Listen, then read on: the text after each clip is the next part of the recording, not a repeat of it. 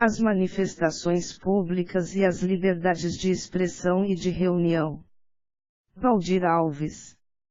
Resumo: o estudo pretende analisar algumas iniciativas existentes no legislativo brasileiro para controlar a liberdade de manifestação de pensamento e de reunião, especialmente a partir das manifestações públicas ou sociais que aconteceram no país em 2013, verificando se esse controle irá ofender direitos fundamentais protegidos na Constituição de 1988, ou se chegará a violar direitos humanos garantidos em tratados e convenções internacionais ratificados pela República Federativa do Brasil. 1. Considerações iniciais. Em decorrência das grandes manifestações havidas em todo o Brasil em 2013, especialmente após junho desse ano, iniciou-se um movimento legislativo para obter a paz pública e a paz social, o que tem fomentado um debate sobre a possibilidade de o Estado regular o formato dessas manifestações públicas ou sociais, inclusive limitando o uso de máscaras ou outro meio para ocultar a identidade, assim como a impor procedimentos formais para a sua realização, a ponto de se cogitar na tipificação penal de condutas contrárias à nova proposta de regulação. Outra iniciativa legislativa é a previsão de tipos penais específicos que sejam praticados no âmbito da concentração de pessoas ou da formação de multidão, ou o agravamento dos ilícitos praticados nesse contexto. A iniciativa para evitar os excessos nas manifestações públicas ou sociais fundamenta-se, principalmente, em alegada precaução para a obtenção do equilíbrio entre o direito de livre manifestação do pensamento e a necessidade de se preservarem as relações sociais decorrentes da democracia brasileira, de modo a identificar quem realmente são os que saem à rua para protestar ou para cometer ilícitos. 2. Iniciativas legislativas para o controle da liberdade de manifestação do pensamento e de reunião e a tipificação penal ou o agravamento de infrações penais praticadas em meio à multidão. Em âmbito nacional, é exemplificativo o projeto de lei do Senado número 4042013, que tipifica como contravenção penal, incluindo o art. 39A ao Decreto-Lei nº 3.688, de 3 de outubro de 1941, punida com pena de multa, a conduta de manter a face coberta, em local aberto ao público, com máscara ou outro objeto que impeça sua identificação, caso não haja motivo razoável ou se especificamente com o propósito de dificultar ações preventivas ou repressivas dos órgãos de segurança pública e persecução penal. Como exceção à proibição é considerado como fundado em motivo razoável o uso da máscara ou objeto que impeça sua identificação quando autorizado por lei ou regulamento, o que pode ser justificado por razões de saúde ou por razões profissionais, ou ainda quando compatível com as condições usuais de sua utilização no curso de práticas desportivas, festas, manifestações artísticas, tradicionais ou religiosas. Com base regional, o projeto de lei número 2832013 foi apresentado à Assembleia Legislativa do Estado do Rio Grande do Sul, segundo o qual ficaria vedado o uso de armas de qualquer natureza, aí incluídos objetos utilizáveis com o propósito de agredir, bem como de máscaras ou outra forma de ocultar a face para impedir a identificação do manifestante. Perceba-se que junto à vedação do uso de armas, proibição essa expressamente prevista na Constituição, art. 5º, inc. 16, também foi inserida a vedação do uso de máscara ou outro meio para ocultar a face, de modo a impedir a identificação, porém esta última não prevista expressamente na Constituição. Outra restrição apresentada pelo projeto de lei número 2832013 é não permitir reuniões que não tenham sido previamente avisadas à autoridade policial. Porém, foram expressamente excluídas das restrições as manifestações de natureza cultural ou recreativa previstas no calendário oficial de eventos do Estado da Federação. No entanto, a incidência nas restrições previstas no projeto não prevê sanção ao cidadão, senão apenas imputa ao agente público que deixa de praticar ato de ofício para prevenir ou coibir crime contra a incolumidade das pessoas ou da paz pública, responsabilidade pelo ressarcimento do dano causado ao patrimônio público ou privado por ocasião das manifestações. Segundo o parecer da Comissão de Constituição e Justiça, pelo fato de o projeto de lei tratar do direito à livre manifestação do pensamento, que veda o anonimato, tratar-se, em verdade, de direito e vedação já existentes no sistema jurídico brasileiro, e não há inconstitucionalidade do projeto por vício de origem, pois não está sendo criada nenhuma atribuição nova ao Estado ou aos seus órgãos, mas, ao inserir no projeto hipóteses de responsabilização objetiva dos agentes públicos, inova ao prever sanção civil em legislação estadual, o que é vedado pelo inciso I do art. 22 da Carta Magna, o que condicionaria sua harmonização à Constituição. Praticamente no mesmo sentido, o Estado de São Paulo aprovou a Lei nº 15.556, de 29 de agosto de 2014, que a título de garantir as liberdades constitucionais de manifestação do pensamento, art. 5º, inc. 4ª, e de reunião, art. 5º, inc. 16, proibiu o uso de máscara, ressalvando apenas a sua utilização em manifestações e reuniões culturais incluídas no calendário oficial do Estado, além de proibir o uso de armas de fogo, armas brancas, objetos pontiagudos, tacos, bastões, pedras, armamentos que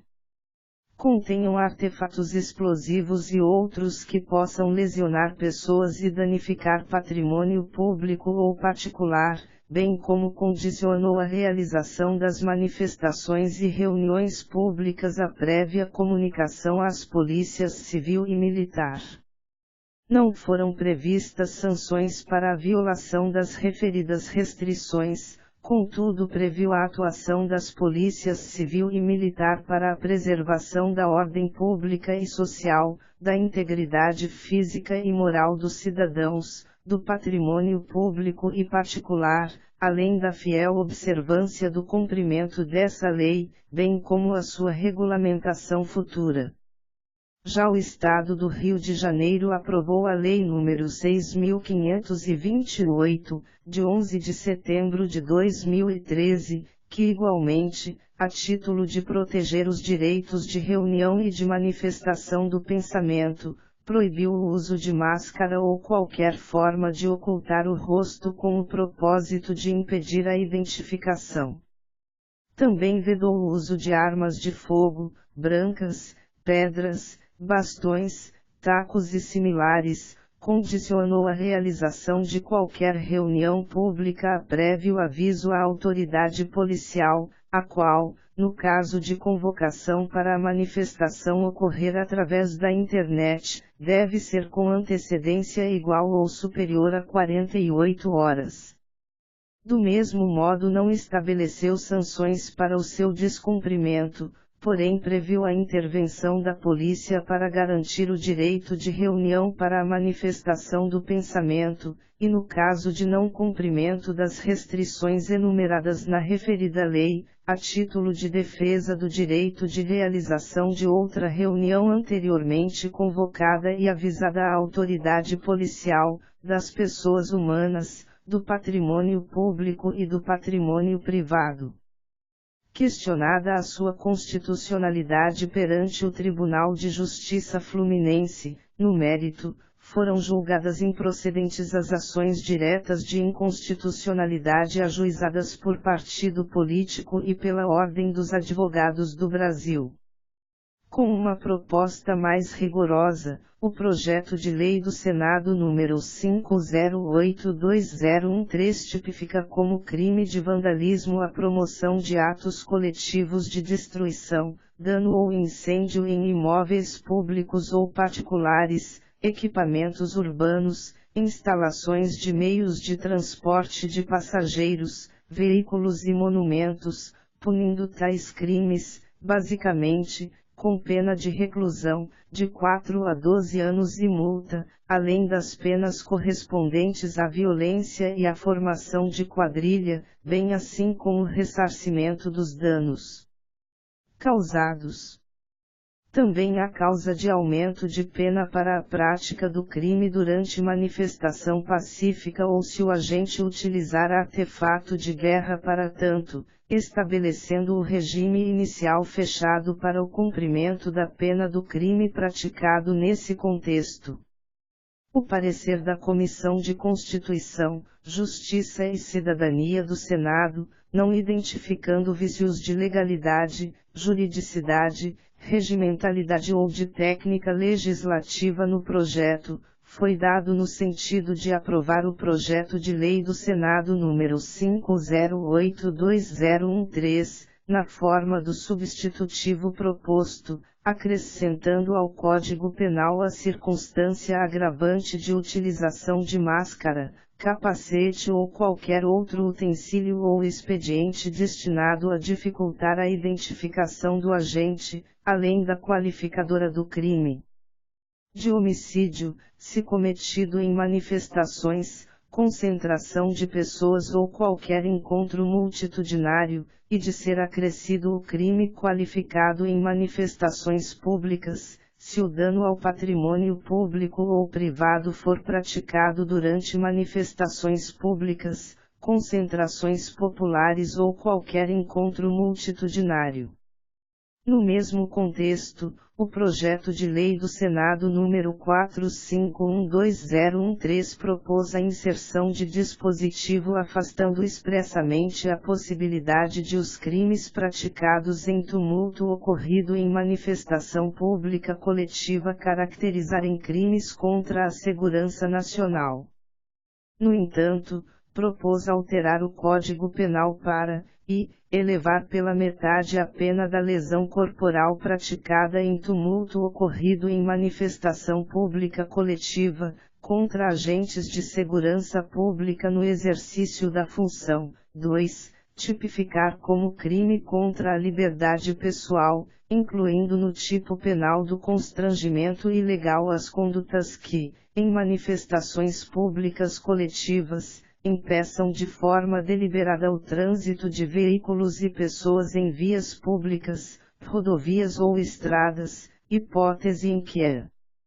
pena será aumentada da metade. 3. Elevar a pena restritiva de liberdade de 6 meses a 3 anos para 2 a 5 anos ao crime de dano, que consiste na destruição, inutilização ou deterioração de coisa alheia, quando for qualificado, praticado com violência à pessoa ou grave ameaça, com emprego de substância inflamável ou explosiva, se o fato não constitui crime mais grave, contra o patrimônio da União, Estado, município, empresa concessionária de serviços públicos ou sociedade de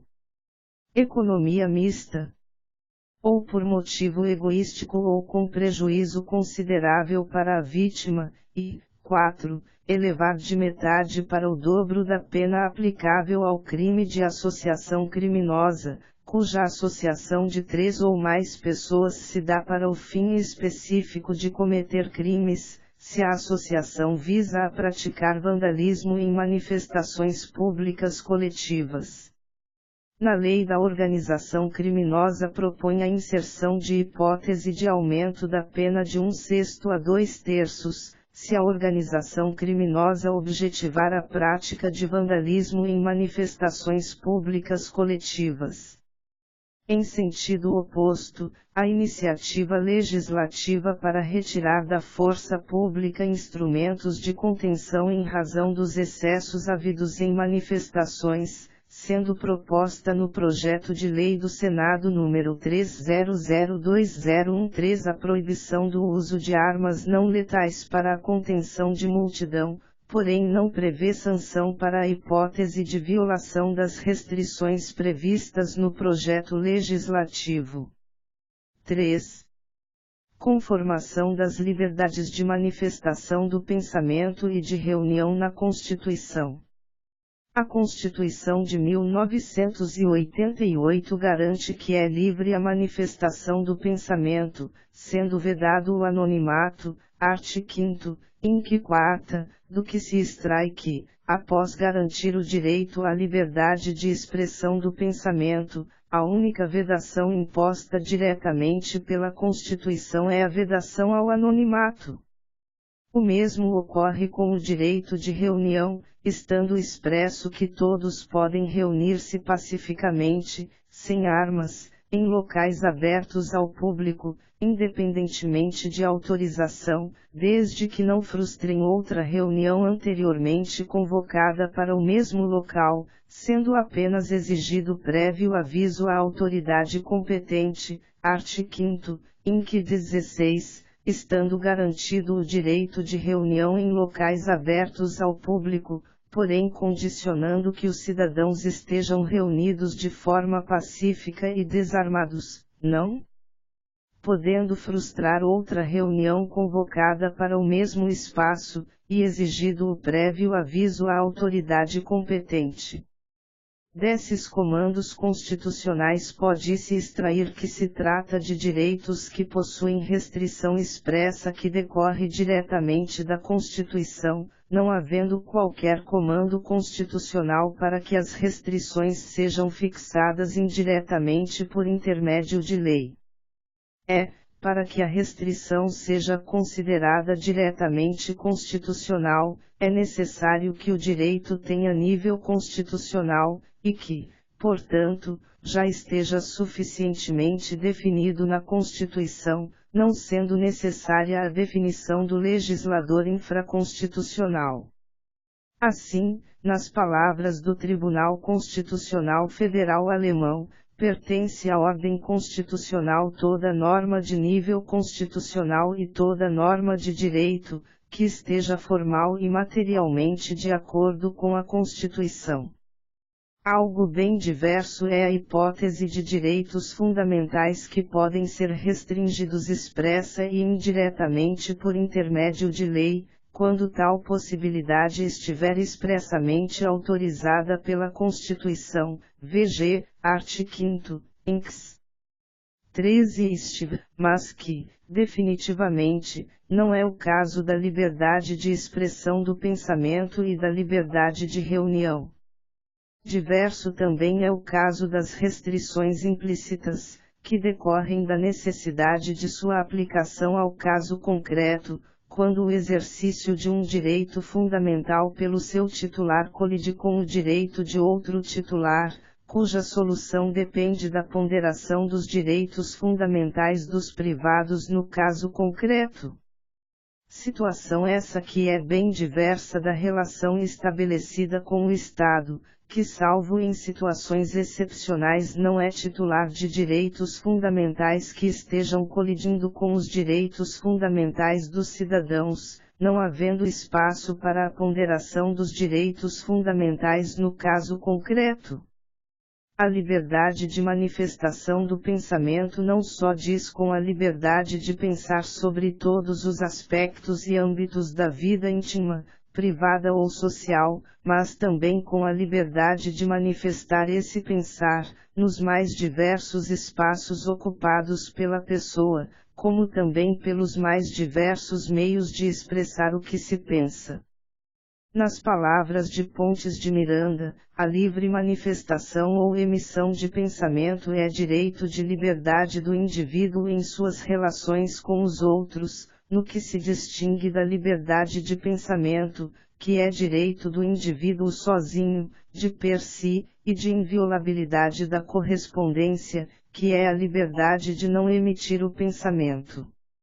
Segundo Sampaio Doria, a liberdade do pensamento é o direito de exprimir, por qualquer forma, o que se pense em ciência, religião, arte ou o que for.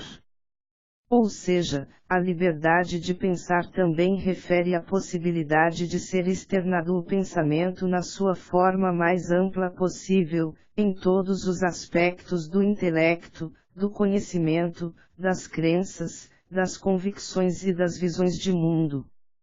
Sua base está na condição de o homem viver em sociedade e com ela se relacionar, e nessa condição ter o direito de externar suas ideias, opiniões, convicções, frustrações e expectativas, a fim de que possa conviver num relacionamento mútuo com as demais pessoas de seu meio social.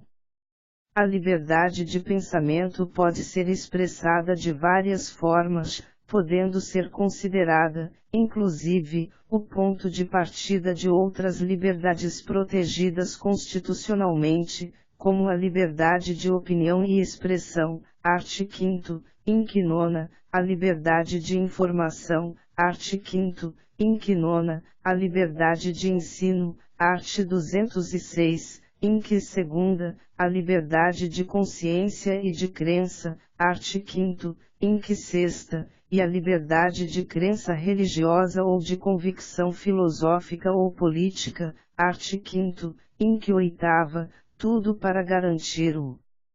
direito de a pessoa poder externar seus pensamentos, quer no âmbito de sua intimidade, de sua privacidade ou até de sua posição pública no espaço social. Além da vedação do anonimato, art. 5º, inc. 4ª. A própria Constituição estabelece outros limites à liberdade de expressar o pensamento, especialmente no caso de ofensa a outros direitos, como é o caso do direito de resposta, art. 5º, inc. v, e do direito à indenização por dano material ou moral à intimidade, à vida privada, à honra e à imagem das pessoas atingidas, art. 5º, inc. x.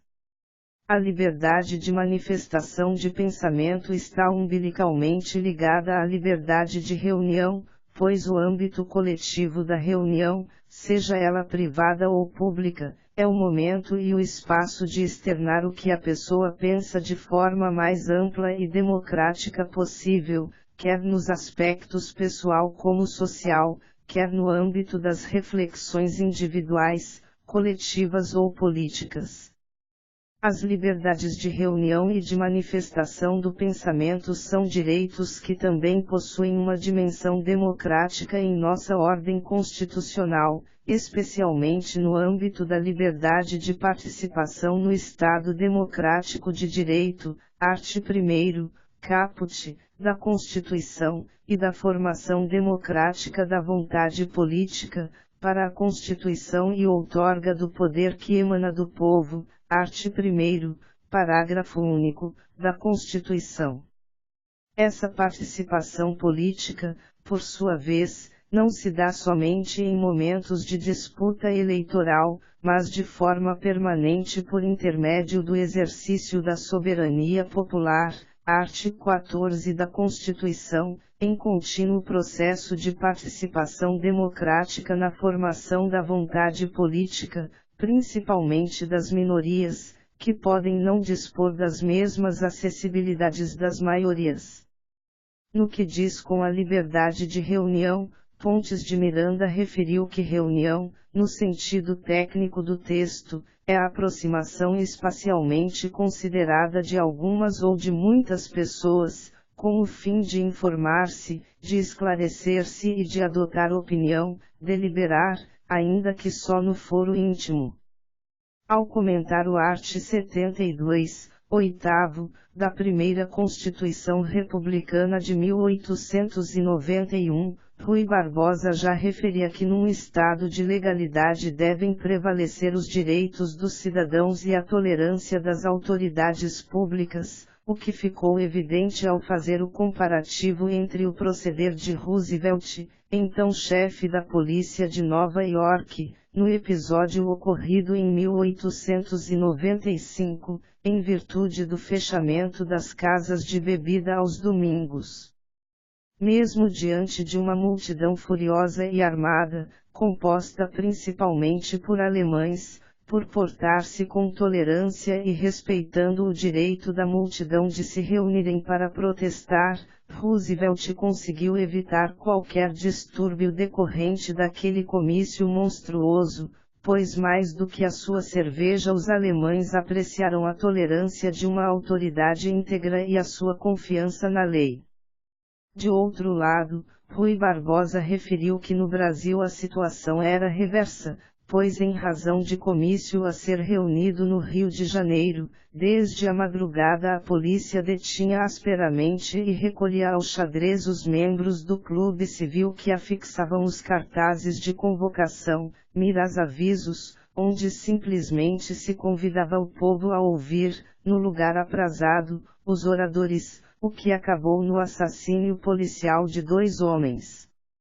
Com o direito de reunião pacífica, sem armas, em locais abertos ao público, possui definição suficiente na Constituição, não contém comando constitucional que exija sua definição infraconstitucional, sequer condiciona a existência de previsão legal que relacione os casos nos quais possa ser realizada a reunião, razão pela qual é classificado como direito fundamental que possui restrição expressa e diretamente constitucional, o que impede seja restringido de outro modo pelo Estado. Ou seja, a análise a ser feita é somente quanto aos limites constitucionais ao direito de reunião, não podendo ir além, sob pena de incorrer em inconstitucionalidade.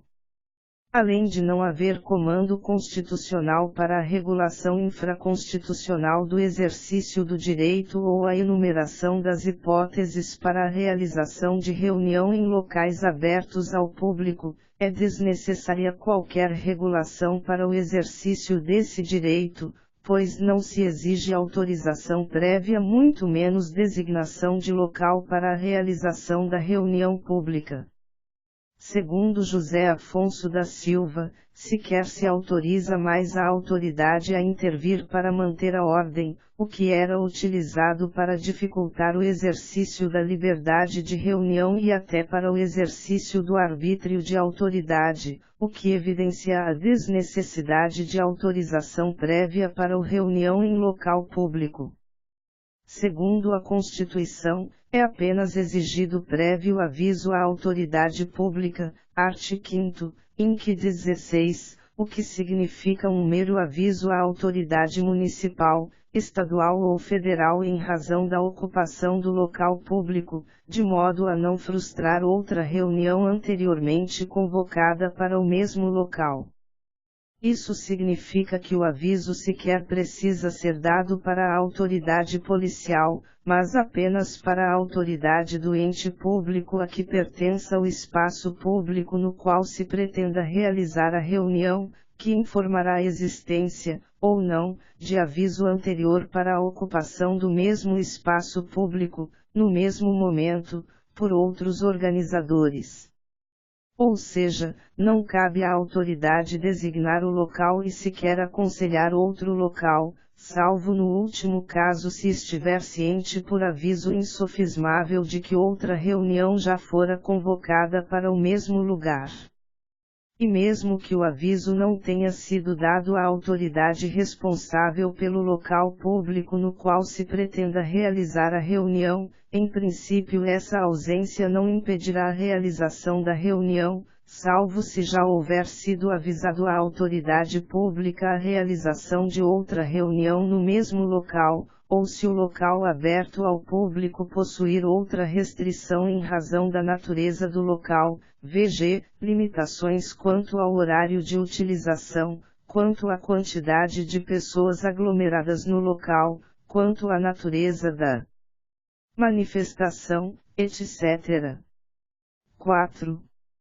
Restrições indevidas de direitos fundamentais protegidos pela Constituição. Nesse contexto, é restritivo o projeto de lei número 283/2013 da Assembleia Legislativa Gaúcha, ao não permitir reuniões que não tenham sido previamente avisadas à autoridade policial, ou mesmo que não tenham sido previamente autorizadas pela autoridade policial, pois a Constituição dispõe expressamente que a reunião em locais abertos ao público independe de qualquer tipo de autorização, muito menos da autoridade policial, e quanto ao aviso prévio de sua realização, a Constituição também não exige seja feito à autoridade policial, devendo apenas ser dirigida à autoridade responsável pelo local público, a fim de que não seja frustrada a reunião objeto do aviso, bem como não se frustre outra reunião previamente marcada para o mesmo local. Sendo os direitos de livre manifestação do pensamento e de reunião direitos fundamentais garantidos na Constituição, art. 5º, Inc.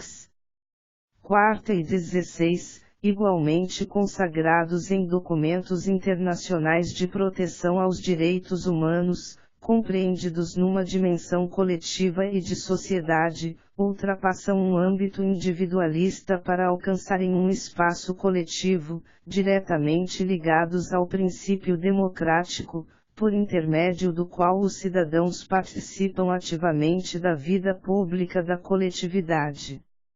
A reunião poderá ser realizada para qualquer objetivo comum de um grupo, não só para debate ou exposição, como também para manifestação de pensamentos com conteúdo político, filosófico, religioso, científico, artístico e ainda para fins de protesto, desde que de forma pacífica e sem armas.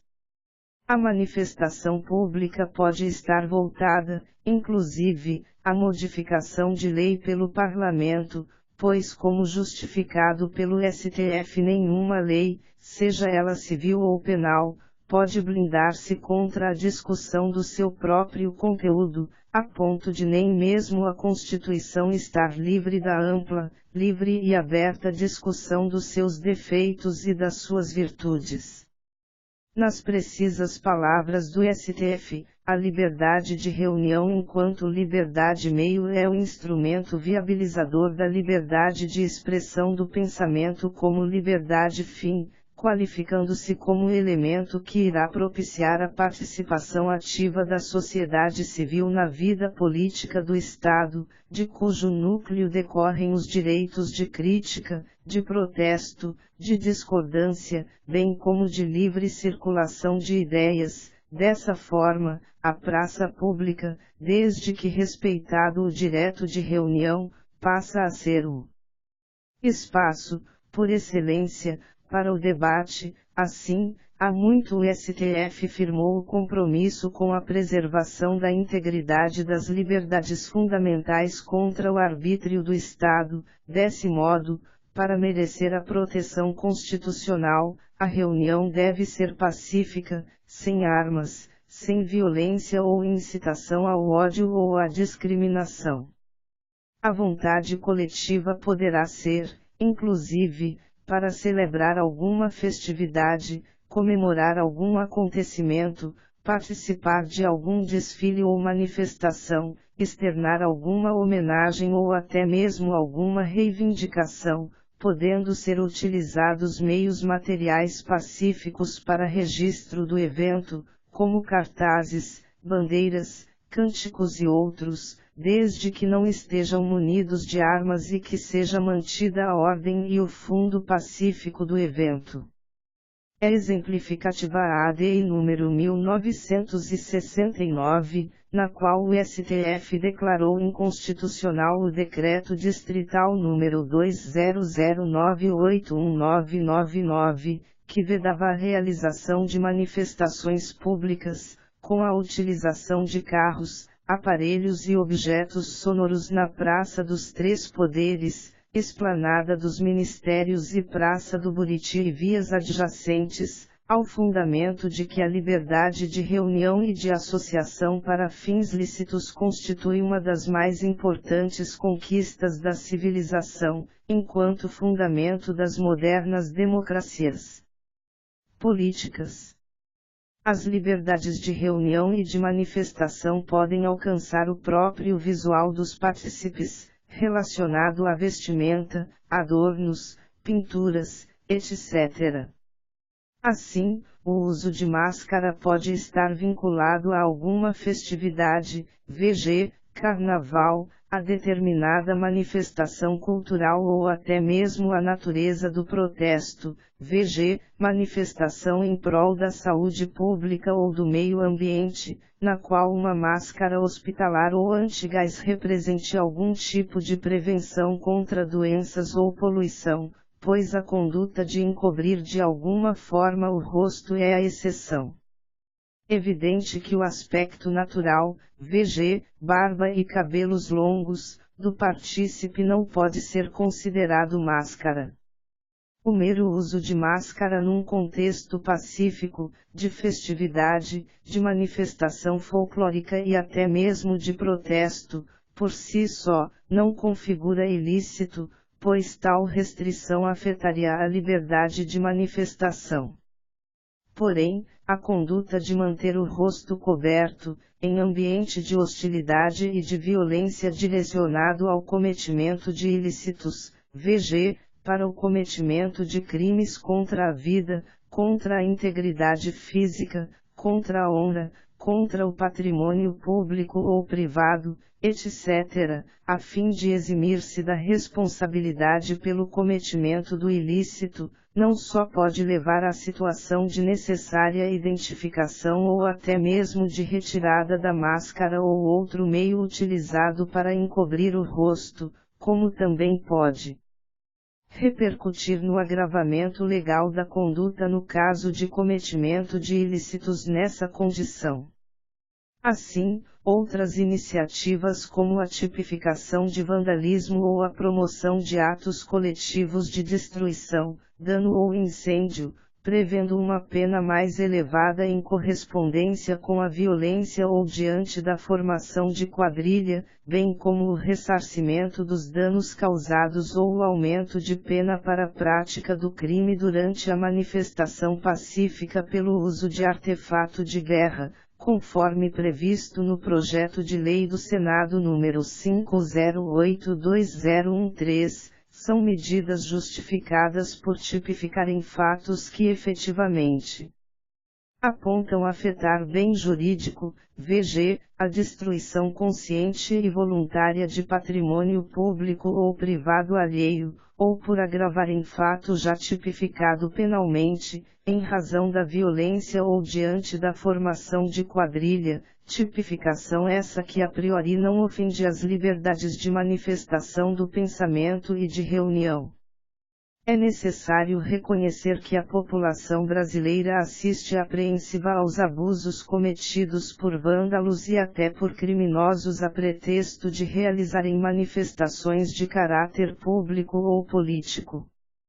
No entanto, como as manifestações não se confundem com os atos de vandalismo, que são violações a direitos fundamentais de outras pessoas, v.g., vida, integridade física, saúde, propriedade, etc., acaso cometidos durante as manifestações são considerados excessos que devem ser contidos.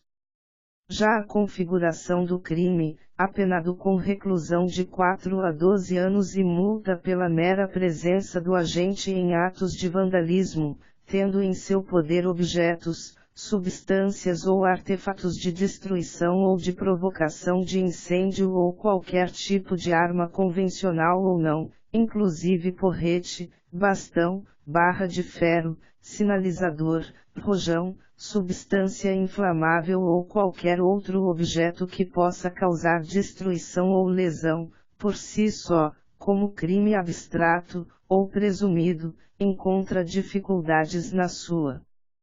Fundamentação teórica e constitucional sem que a posse dos objetos esteja relacionada à efetiva prática de qualquer crime contra a pessoa ou contra o patrimônio público ou particular alheio, dada a sua baixa potencialidade lesiva e até a ausência de exposição a perigo de qualquer bem jurídico, implicando carência na legitimação do tipo penal. Essa situação é agravada pela elevada pena prevista, de reclusão de 4 a 12 anos e multa, acrescido do início do cumprimento da pena em regime fechado, o que pode conduzir à ofensa ao princípio constitucional da individuação da pena. 5. Possíveis restrições aos direitos fundamentais. Iniciativa como a prevista no substitutivo proposto ao referido projeto de lei do Senado número 5082013, acrescentando ao Código Penal a circunstância agravante de utilização de máscara, capacete ou qualquer outro utensílio ou expediente destinado a dificultar a identificação do agente na prática do ilícito, além da qualificadora do crime de homicídio, se cometido em manifestações, concentração de pessoas ou qualquer encontro multitudinário, ou a qualificadora do dano ao patrimônio público ou privado praticado durante manifestações públicas, concentrações populares ou qualquer encontro multitudinário, a bem da verdade tipifica ou qualifica atos ilícitos praticados em situação de aglomeração, o que, a priori, não encontra vedação constitucional, pois objetiva desestimular abuso e oportunismo da prática delituosa sob o manto do anonimato da multidão. Na doutrina estrangeira, o português Antônio Francisco de Souza leciona que, em princípio, os manifestantes ou partícipes de uma reunião pública não devam encobrir a sua identidade, havendo exceção quanto ao âmbito da livre conformação da máscara à natureza da reunião ou manifestação, ou para prevenir eventual discriminação dos manifestantes. A mesma proibição costuma ser dada às armas de proteção, v.g., capacete, a fim de prevenir a violência, bem como não há na lei portuguesa previsão quanto ao uso de uniforme nas reuniões e manifestações. Quanto aos limites e possibilidade de proibição, limitação ou dissolução de reuniões e manifestações, em Portugal a questão é regulada pelo Decreto-Lei nº 406, de 29 de agosto de 1974, art. 1º, cujos fundamentos de dissolução previstos legalmente vão além dos fundamentos previstos para a proibição. É possível a dissolução quando o decurso da reunião ou manifestação não é pacífico, e não seja possível a exclusão dos perturbadores, no caso de prática de crimes no âmbito e não apenas por ocasião da reunião ou manifestação, especialmente quando os promotores ou dirigentes não agem para afastar ou impedir tal prática criminosa, ou até quando apelem, mobilizem ou estimulem tais crimes. A Constituição Portuguesa enumera os direitos de reunião e de manifestação, art. 45º, e conforme escreve o autor português, a Constituição parte do direito fundamental individual do participante e não da reunião como um todo. Não há um direito da reunião, mas um direito à reunião, sendo os destinatários do direito à reunião pacífica os partícipes e não a reunião, ou manifestação, em si considerada, razão pela qual as pessoas pacíficas que participam da reunião ou manifestação não podem perder a oportunidade de exercer seu direito fundamental em razão da presença e conduta de participantes não pacíficos. O Decreto-Lei nº 40619774 também prevê o dever de avisar, por escrito, a realização de reunião, comício, manifestação ou desfile em lugar público ou aberto ao público, com antecedência mínima de 2 dias úteis, o que deverá ser assinado por 3 dos promotores devidamente identificados, art. 2º, com a indicação da hora, do local e do objeto da reunião. Quando se tratar de manifestações ou desfiles deve ser indicado o trajeto a seguir, o qual poderá ser alterado ou determinado que se faça por uma metade das faixas de rodagem, quando for indispensável ao bom ordenamento do trânsito de pessoas e de veículos nas vias públicas, arts. 3º e 4º. Por parte das autoridades públicas, por sua vez, deve ser zelado para que as reuniões, comícios, manifestações ou desfiles em lugares públicos não sofram contra-manifestações que possam perturbar o livre exercício dos direitos dos participantes, art. 7º. O mesmo Decreto-Lei nº 40619774 prevê que as pessoas surpreendidas com armas em reuniões, comícios, manifestações ou desfiles em lugares públicos ou abertos ao público incorrerão no crime de desobediência, art. 8º, número 1, e quem não acatar a ordem de dispersão incorre em crime de desobediência qualificada, art. 15, número 3. Quanto às reuniões e manifestações, a Constituição italiana prevê que as autoridades podem impedi-las somente por comprovados motivos de segurança ou de incolumidade pública, art. 17, e no âmbito infraconstitucional a Lei Ordinária nº 773, de 18 de junho de 1931, TUPS Testo Único delle Leggi Pubblici di Sicurezza, prevê que podem ser impedidas ou dissolvidas por falta de pré-aviso ou por razões de ordem pública, de moralidade ou de saúde pública, art. 18, o que tem sido considerado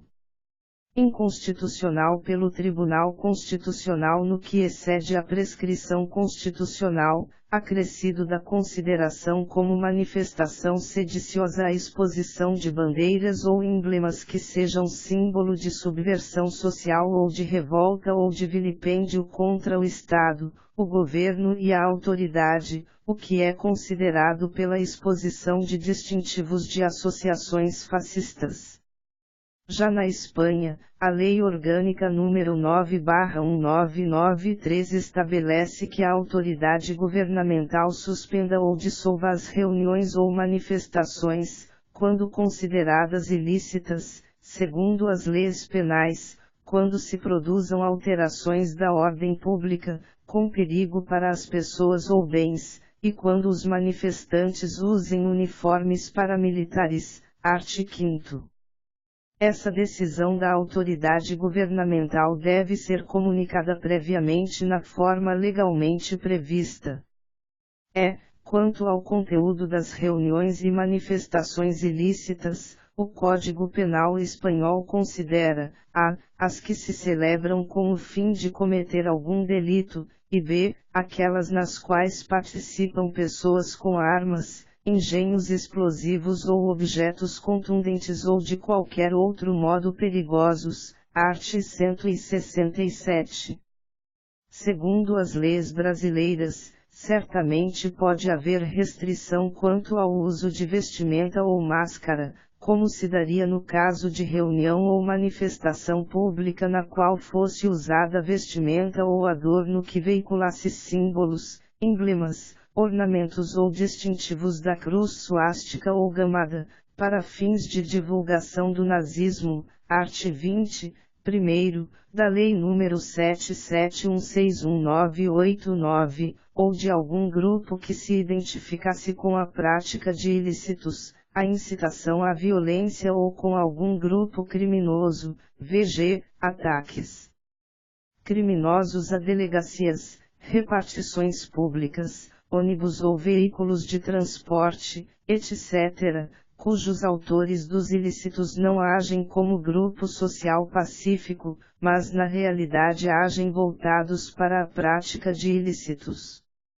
Inclusive, a própria reunião ou manifestação até poderia ser dissolvida acaso fosse organizada para fins de divulgação do nazismo, especialmente pelo conteúdo nazista que divulgasse ou propagandeasse, seja pela utilização da cruz suástica ou gamada, seja pelo conteúdo dos discursos ou das palavras de ordem proferidas. Como na maioria das manifestações ou protestos as pessoas com máscara representam pequenos grupos, em meio aos quais podem estar oportunistas ou agitadores que se escondem atrás do rosto encoberto para praticarem distúrbios ou atos de violência em meio à manifestação ou protesto pacífico, para depois de cometerem os ilícitos desaparecerem em meio à multidão, desfazendo-se de seus disfarces ou máscaras. No caso concreto, as autoridades policiais podem determinar que as pessoas que estejam utilizando máscara se identifiquem, de modo a possibilitar eventual e necessária responsabilização pela prática de ilícitos e, em casos extremos, ordenar de forma expressa, vg, por intermédio do uso de megafone ou alto-falante, que as máscaras sejam retiradas, diante da situação extrema de distúrbio ou violência, para fins de identificação dos autores dos ilícitos, sob pena de providência policial nesse sentido, já que a liberdade de manifestação do pensamento, seja por intermédio da fala, da escrita, de discursos, de gestos, de condutas, etc., possui restrição expressa e diretamente constitucional, consistente na vedação do anonimato, art. 5º, inc. 4ª, e no que diz com a liberdade de reunião em locais públicos ou abertos ao público, cuja Constituição condiciona expressa e diretamente que a reunião seja pacífica e sem armas, art. 5º, inc. 16. Aliás, esse procedimento cauteloso foi detalhadamente previsto no âmbito interamericano pelo Pacto de San José da Costa Rica, Convenção Americana sobre Direitos Humanos, de 1969, que ao tratar da liberdade de pensamento e de expressão previu expressamente que o exercício do direito não pode estar sujeito à censura prévia, porém impõe responsabilidades ulteriores, previstas em lei e que se façam necessárias para assegurar o respeito dos direitos e da reputação das demais pessoas, a proteção da segurança nacional, da ordem pública, ou da saúde ou da moral públicas, art. 13, inc. 2, além da previsão de os Estados-membros proibirem por lei toda e qualquer propaganda a favor da guerra, de toda e qualquer apologia ao ódio nacional, racial ou religioso que constitua incitamento à discriminação, à hostilidade, ao crime ou à violência, cuja restrição foi confirmada pelo STF, o que evidencia o caráter não absoluto da liberdade. E quanto ao direito de reunião, o Pacto de San José também reconheceu o direito de as pessoas reunirem-se pacificamente e sem armas, cujo exercício desse direito se sujeitaria a restrições legais que se fizessem necessárias para o convívio numa sociedade democrática, ao interesse da segurança nacional, da segurança ou da ordem públicas, bem como para proteger a saúde ou a moral públicas, ou ainda os direitos e as liberdades das demais pessoas, art. 15. Ao procederem à análise do caso concreto, quer ao determinar que as pessoas que estejam utilizando máscara se identifiquem ou até mesmo para que sejam retiradas as máscaras diante da situação de ameaça ou de perigo à segurança, à ordem pública, à vida, à incolumidade física ou ao patrimônio público e privado, a autoridade pública ou policial apenas agirá em casos justificados e com a observância ao princípio da proporcionalidade, tanto para evitar excessos no âmbito administrativo como em observância do princípio da unidade da Constituição, que põe a tarefa de otimização dos bens jurídicos, aos quais devem ser traçados limites para que cheguem a uma eficácia ótima.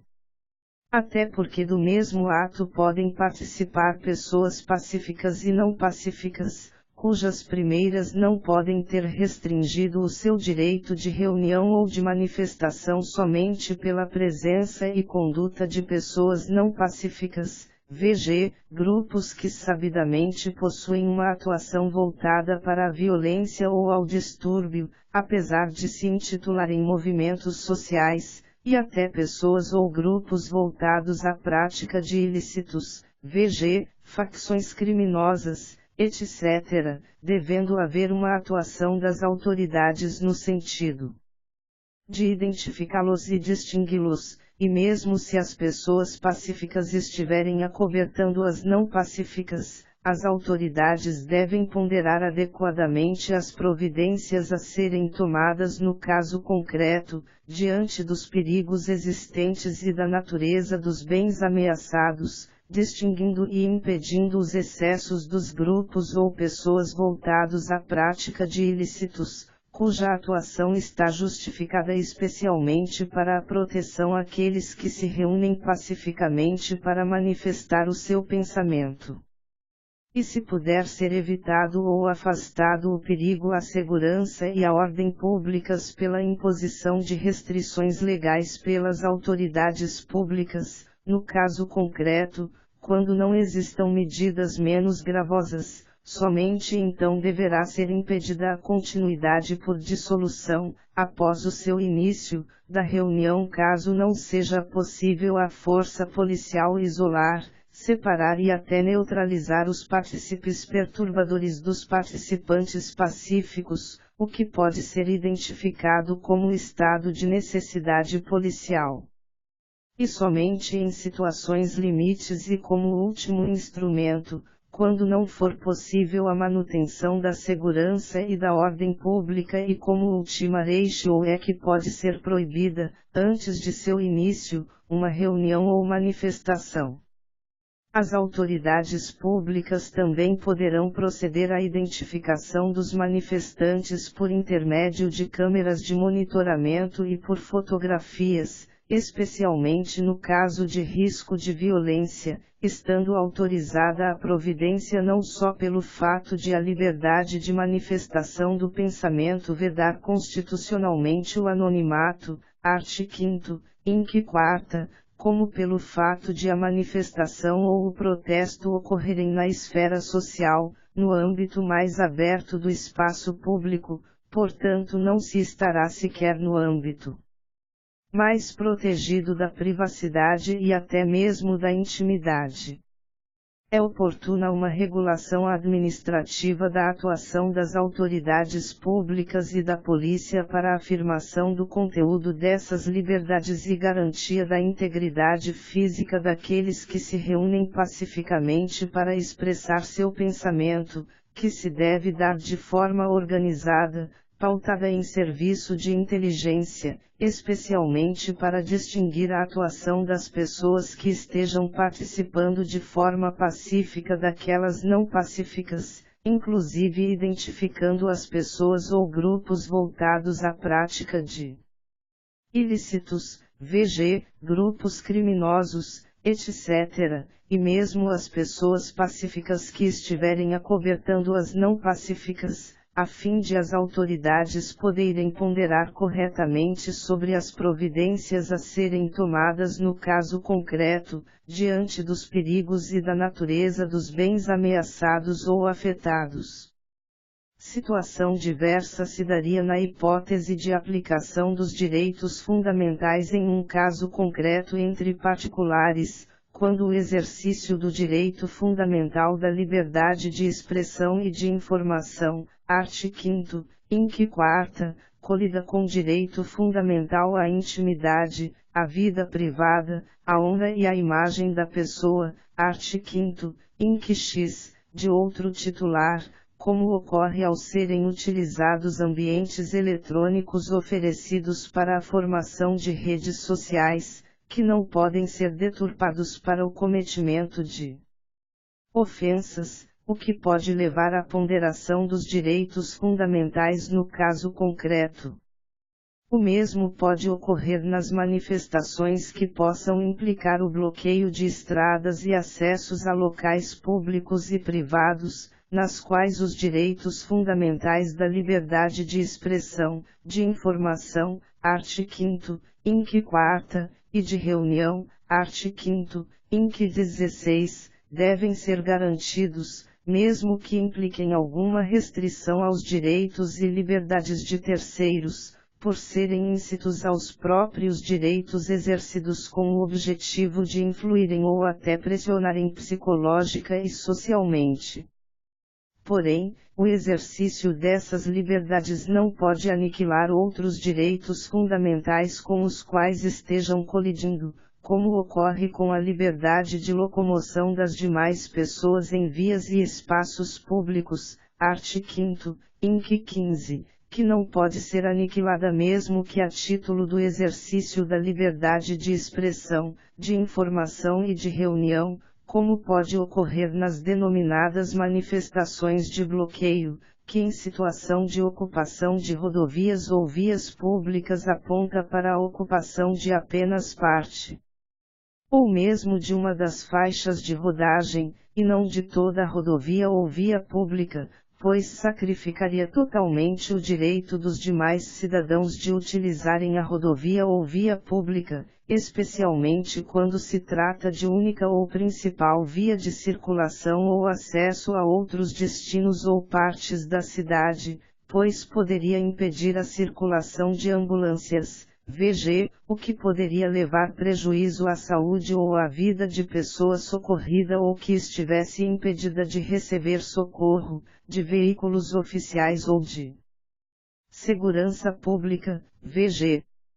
Impedindo a atuação de autoridades públicas ou da polícia, sendo impedidas de atuarem e atenderem aos chamados das pessoas, de veículos de transporte público, vg, ônibus ou veículos públicos, prejudicando o acesso ao trabalho ou à escola, e também o respectivo retorno, etc., e mesmo de veículos particulares, vg, impedir o cidadão de trabalhar, impedir ou atrasar o acesso a terminais rodoviários ou aeroportos, levando à perda de compromissos e causando prejuízos, além de poder causar o perecimento de produtos e mercadorias em razão da demora ou da exposição a altas temperaturas de veículos que sejam impedidos de chegar ao seu destino.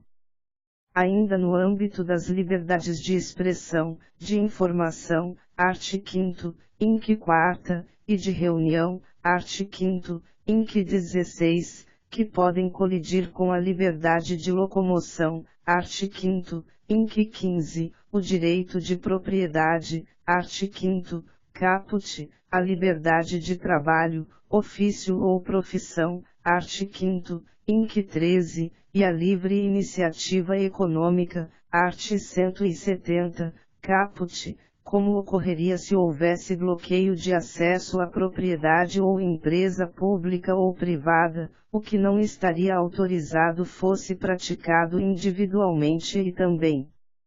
não por um grupo de pessoas, apontando para uma impositiva limitação das manifestações de bloqueio, a fim de que sejam respeitados e para que possam ser exercitados os direitos que estejam sendo afetados, autorizando o desbloqueio do acesso a uma fábrica ou empresa, a determinado local de trabalho ou mesmo a uma residência ou outra propriedade privada. Tratando-se de hipótese de restrições implícitas aos direitos fundamentais, a análise do caso concreto possibilita a ponderação dos princípios que estejam colidindo. É que, a priori, não há precedência de um valor constitucional sobre outro, portanto somente por intermédio de uma correta ponderação se pode chegar a um resultado restritivo, o que pode apontar para a situação de os primeiros direitos cederem a fim de possibilitar o exercício dos demais direitos que com eles estejam colidindo e com isso estejam sendo afetados.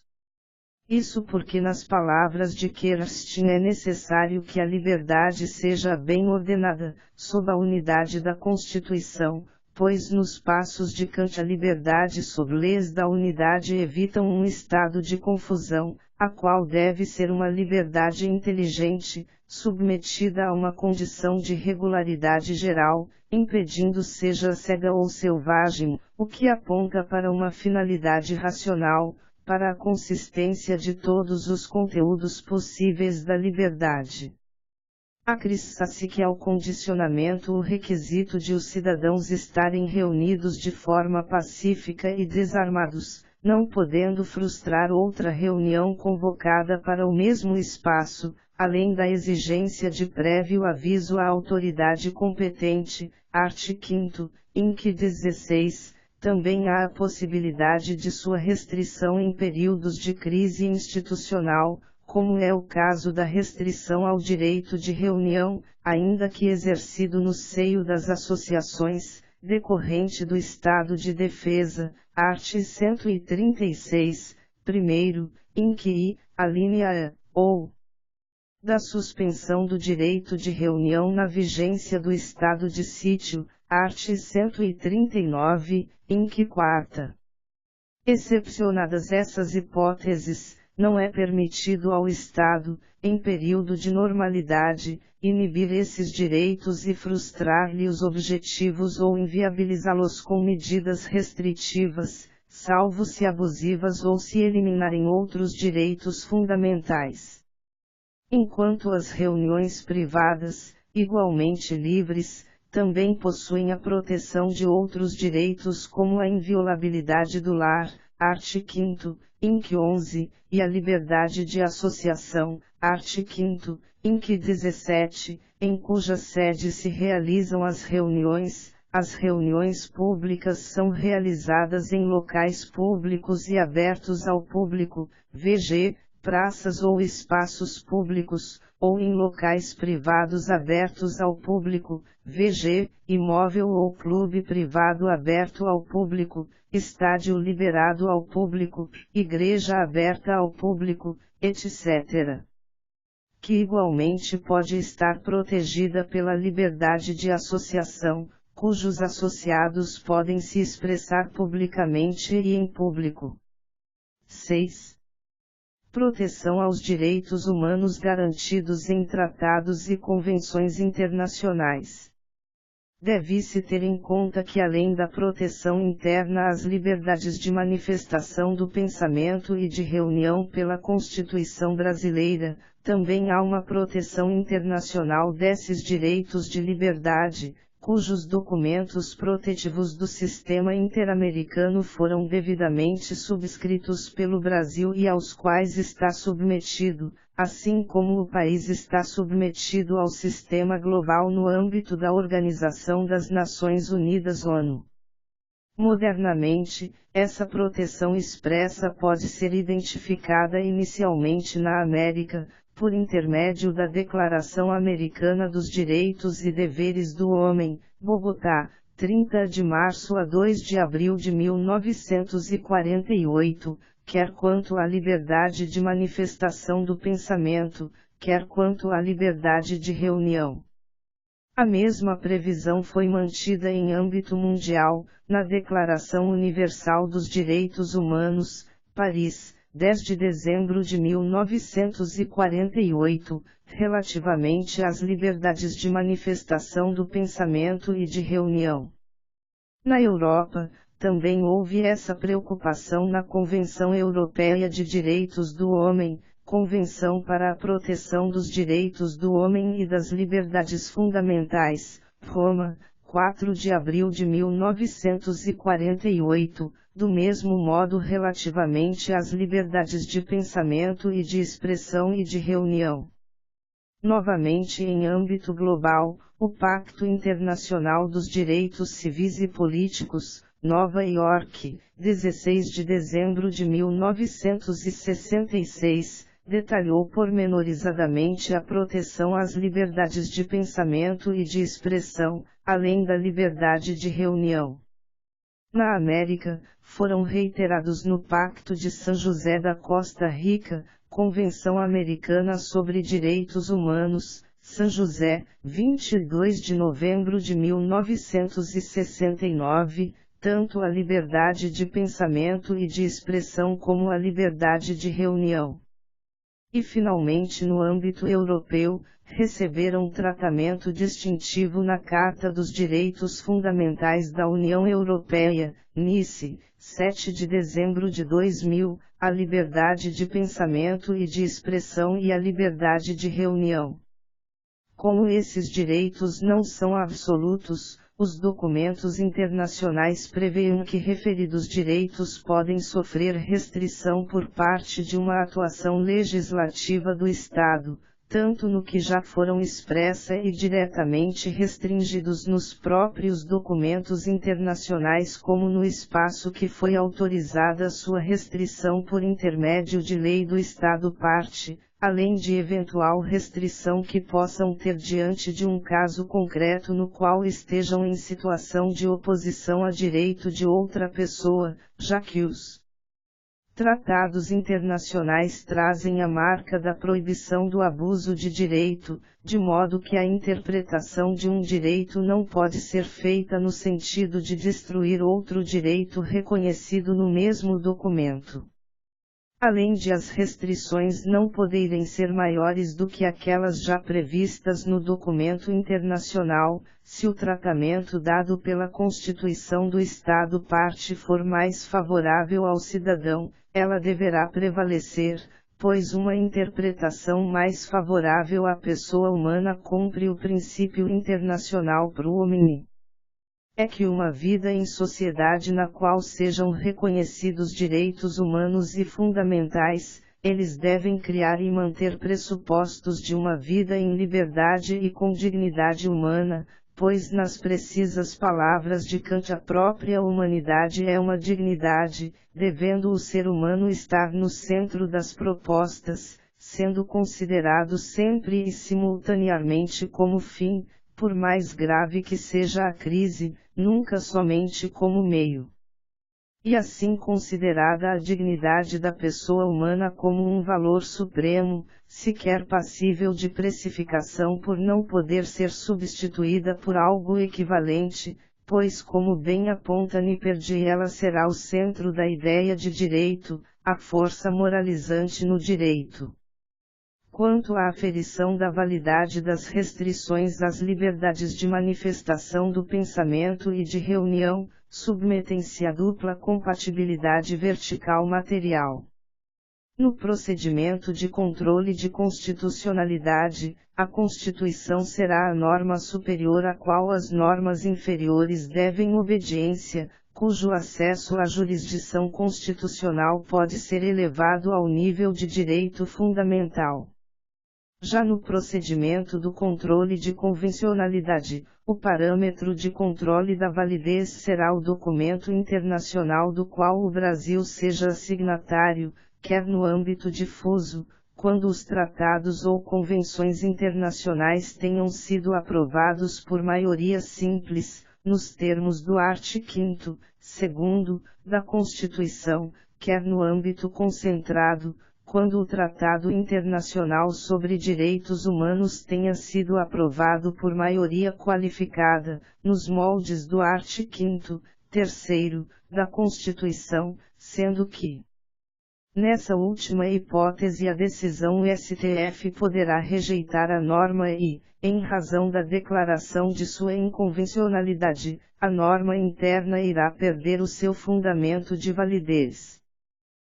Mas ainda refere o uso público das liberdades comunicativas, a serem cumpridas por intermédio dos direitos humanos, a ser garantido pelo direito, o que proporciona o debate na perspectiva do direito comunicativo, que não somente aponta para a liberdade que todos os cidadãos possuem de expressar suas ideias, opiniões e pontos de vista, tanto em matéria de religião, ciência, arte e outras, mas também quanto aos meios para chegar a essa comunicação, seja no âmbito das assembleias,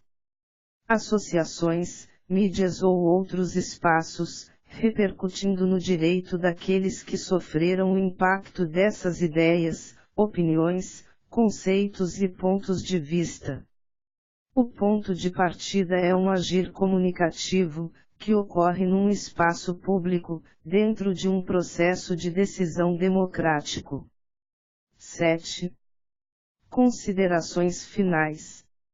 A opção feita por um Estado democrático de direito é uma opção séria, que por mais ônus que possa trazer ao convívio em coletividade deve ser levada a efeito, com a devida abertura para a manifestação de opinião e de pensamento, tanto no espaço privado como no público, especialmente pela garantia dos direitos de reunião e de associação, de modo a permitir a mais ampla diversidade, em todos os âmbitos da pessoa e da coletividade, v.g., cultural, político, religioso, filosófico, etc.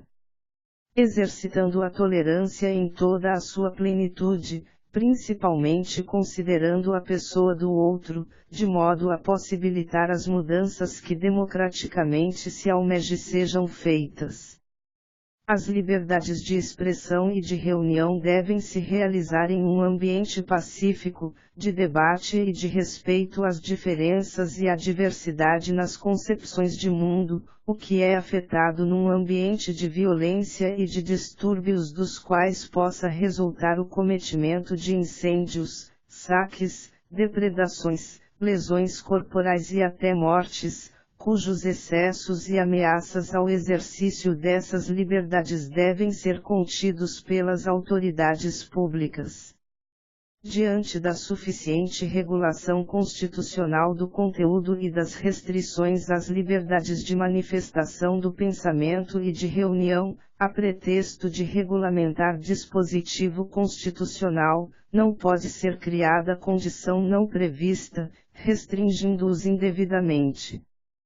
Para uma atuação responsável das autoridades públicas, pautada em normas que afirmem o conteúdo dessas liberdades e se limitem às restrições já estabelecidas constitucionalmente, para que sejam respeitados os direitos fundamentais e seus destinatários, inclusive para proteger aqueles que se reúnem pacificamente para expressar o pensamento, é recomendável que a atuação das autoridades públicas e da polícia parta de uma regulação administrativa de sua atuação, estabelecendo de forma clara e suficiente os limites da ação policial. Como as liberdades de expressão e de reunião recebem proteção especial na Constituição de 1988 e nos tratados e convenções internacionais ratificados pela República Federativa do Brasil, quer no que se refere ao seu conteúdo, quer em relação às restrições previstas nos próprios documentos, deve prevalecer uma interpretação mais favorável à pessoa humana, em cumprimento ao princípio internacional pro homine.